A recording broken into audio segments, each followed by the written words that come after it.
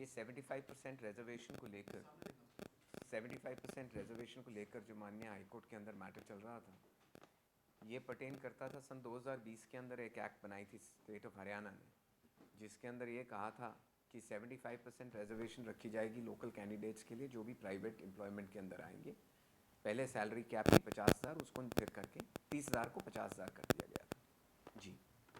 अभी कोर्ट में जो इंडस्ट्रियल एसोसिएशन है सर, उनकी तरफ से दलील जो थी, उसके बाद हाईकोर्ट ने इसमें अंतिम आदेश क्या दिया? आज ऑर्डर क्या हुआ है सर कोर्ट में? आज आदेश अभी शाम को ही उन्होंने सुनाए हैं। जो ये रिजर्व्ड पड़े थे सारे आदेश, उसके अंदर ये कहा गया है कि जो भी ये एक्ट थी जिस तरीके से बनाई गई थी, जिसके अंदर 75% रिजर्वेशन दी जा रही है प्राइवेट कैंडिडेट्स के लिए, वो अगेंस्ट द कॉन्स्टिट्यूशनल मैंडेट है, संविधान के बरखिलाफ है। इसलिए 4 सवाल फ्रेम किए गए थे। चारों सवालों के ऊपर कचहरी ने जवाब देते हुए इस एक्ट को अनकॉन्स्टिट्यूशनल करार किया है। अब ये प्रावधान जो 75% का आरक्षण था, अभी हरियाणा में लागू नहीं रहेगा। ये एक्ट ही अनकॉन्स्टिट्यूशनल डिक्लेयर कर दी गई। क्या ग्राउंड्स है सर, अगर आप बता सकते? ग्राउंड्स कई थे इसके अंदर, डिटेल्ड फैसला दिया है हाई कोर्ट के अंदर। बेसिकली इसके अंदर ये कहा गया था, जो असल में बोला जाए, हम तो ये कह रहे थे कि स्टेट गवर्नमेंट के पास इख्तियार ही नहीं है, राइट ही नहीं है ऐसी कोई इनैक्टमेंट लाने के लिए, और वो चैलेंज ला के कि ये सेंट्रल गवर्नमेंट के फील्ड के अंदर आता है, क्योंकि स्टेट ने कहा था हम माइग्रेशन प्रिवेंट करना चाहते हैं।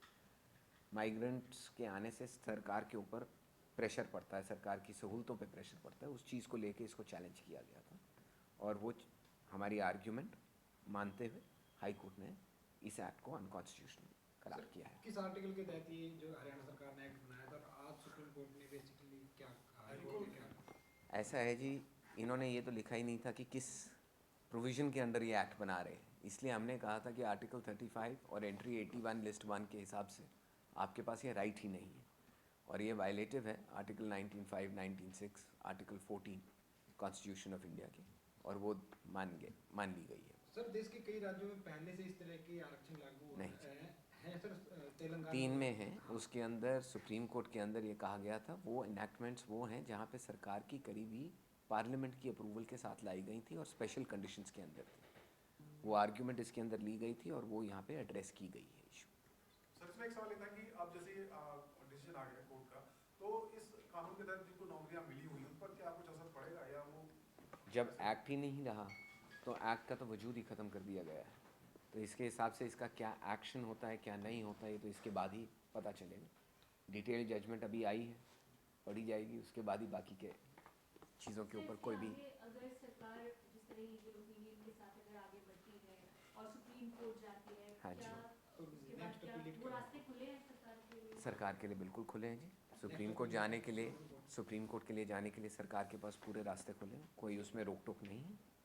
नहीं, जिस तरह से इस एक्ट को ही खारिज कर दिया है हाई कोर्ट ने, तो उसके बाद क्या और आगे आपको लगता है ऑप्शन या रास्ते हो सकते हैं? ऑप्शंस तो ये हैं जी, इस एक्ट को खारिज कर दिया है तो इस फैसले को अगर उन्होंने चुनौती रखनी है तो उनके पास एक ही चारा है, चुनौती रखने के लिए तो माननीय सुप्रीम कोर्ट के आगे ही जाना पड़ेगा उनको। जी, थैंक यू। लागू था तो नौकरियां भी दी होगी इसमें।